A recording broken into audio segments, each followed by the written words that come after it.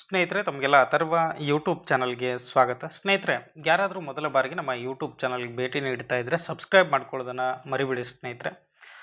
ಸುಮಾರು ಜನ ಕೇಳ್ತಾ ಇದ್ರಿ, ಸಹಾಯಕ ಪ್ರಾಧ್ಯಾಪಕರ ನೇಮಕಾತಿಯಲ್ಲಿ ಕಡ್ಡಾಯ ಕನ್ನಡ ಪ್ರಶ್ನೆ ಪತ್ರಿಕೆ ಯಾವ ರೀತಿಯಾಗಿರ್ತದೆ ಅಂತೇಳಿ. ಸ್ನೇಹಿತರೆ, ಇದು 2016ರಲ್ಲಿ ನಡೆದಂತಹ ಒಂದು ಪರೀಕ್ಷೆ. ಸಹಾಯಕ ಪ್ರಾಧ್ಯಾಪಕರ ನೇಮಕಾತಿ ಏನು ನಡೆದಿತ್ತು, ಅಲ್ಲಿ ಕಡ್ಡಾಯ ಕನ್ನಡ ಪ್ರಶ್ನೆ ಪತ್ರಿಕೆ ಯಾವ ರೀತಿಯಾಗಿತ್ತು ಅನ್ನೋದನ್ನು ನಾವಿಲ್ಲಿ ಗಮನಿಸ್ಬೋದು. ಗರಿಷ್ಠ 100 ಅಂಕಗಳು ಇರ್ತವೆ ಸ್ನೇಹಿತರೆ.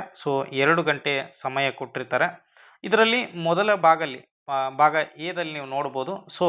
ಯಾವುದಾದರೂ ಒಂದು ವಿಷಯಕ್ಕೆ 250 ಶಬ್ದಗಳಿಗೆ ಒಂದು ಪ್ರಬಂಧವನ್ನು ಬರೀರಿ ಅಂತ ಹೇಳಿರ್ತದೆ. ಒಂದಕ್ಕೆ, ಹೌದಾ, ಸುಮಾರು 4 ಕೊಟ್ಟಿರ್ತಾರೆ. ಇದರಲ್ಲಿ ನೀವು ಒಂದನ್ನು ಬರೀಬೋದು ಸ್ನೇಹಿತರೆ.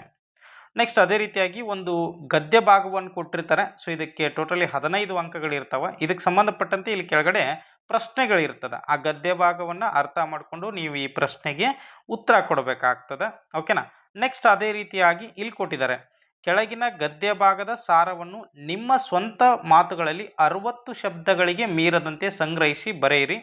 ಲೇಖನದ ಕೊನೆಯಲ್ಲಿ ನೀವು ಬಳಸಿರುವ ಶಬ್ದಗಳ ಸಂಖ್ಯೆಗಳನ್ನು ಸೂಚಿಸಿ ಅಂತೇಳಿ ಕೊಟ್ಟಿರ್ತಾರೆ. ಇದಕ್ಕೂ ಕೂಡ 15 ಅಂಕಗಳು ಇರ್ತವೆ. ಓಕೆನಾ.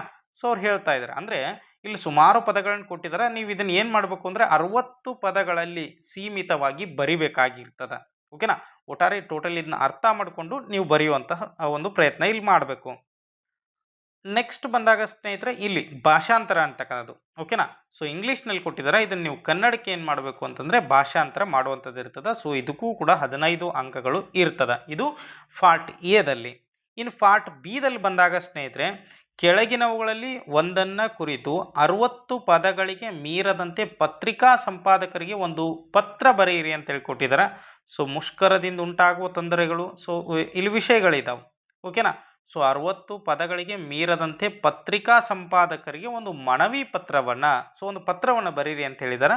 ಇದನ್ನು ಬರೀಬೇಕು. ಇಲ್ಲಿ ನೆಕ್ಸ್ಟು ಒಂದರ ಅರ್ಥ ಸ್ವಾರಸ್ಯವನ್ನು ಬರೀರಿ ಅಂತೇಳಿ ಕೇಳಿದ್ದಾರೆ. ಇದಕ್ಕೆ 5 ಮಾರ್ಕ್ಸ್ಗಳಿರ್ತದೆ. ನೆಕ್ಸ್ಟು ನುಡಿಗಟ್ಟುಗಳಲ್ಲಿ 2ರ ವಿಶೇಷಾರ್ಥವನ್ನು ನೀಡಿ ಅವನ್ನು ಸ್ವಂತ ವಾಕ್ಯದಲ್ಲಿ ಬರೀರಿ ಅಂತೇಳಿ ಕೇಳಿದ್ದಾರೆ.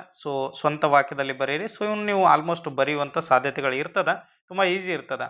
ಇನ್ನು ಪಾರ್ಟ್ ಸಿ ಒಳಗೆ ಏನು ಮಾಡ್ತಾರೆ ಅಂದ್ರೆ, ತಸ್ತಮ ತದ್ಭವಗಳನ್ನು ಇಲ್ಲಿ ಗಮನಿಸ್ಬೋದು ನೀವು. 5ಕ್ಕೆ ತಸ್ತಮ ರೂಪಗಳನ್ನು ಬರೀರಿ ಅಂತೇಳಿ ಕೇಳಿದ್ರೆ 5 ಅಂಕ ಇರ್ತದೆ. 5ಕ್ಕೆ ತದ್ಭವ ರೂಪವನ್ನು ಬರೀರಿ ಅಂತ ಕೇಳಿದ್ರೆ ಇದು ಕೂಡ 5 ಅಂಕ. ವಿರುದ್ಧಾರ್ಥಕ, ಅದೇ ರೀತಿ ಕಾಗುಣಿತ ತಪ್ಪಿರುವ 5 ಪದಗಳನ್ನು ಆರಿಸಿ ಸರಿಪಡಿಸಿ ಅಂತೇಳಿ ಕೇಳಿದ್ದಾರೆ. ಕಾಗುಣಿತ ತಪ್ಪಿರುವಂತಹ 5 ಪದಗಳನ್ನು ಗುರುತಿಸಿಕೊಂಡು ಅವುಗಳನ್ನ ಸರಿಯಾದ ರೀತಿಯಲ್ಲಿ ನೀವು ಬರೀರಿ ಅಂತೇಳಿ ಕೇಳಿದ್ದಾರೆ. ಇದಕ್ಕೂ ಕೂಡ 5 ಅಂಕಗಳು ಇರ್ತದೆ ಸ್ನೇಹಿತರೆ. ಓಕೆನಾ.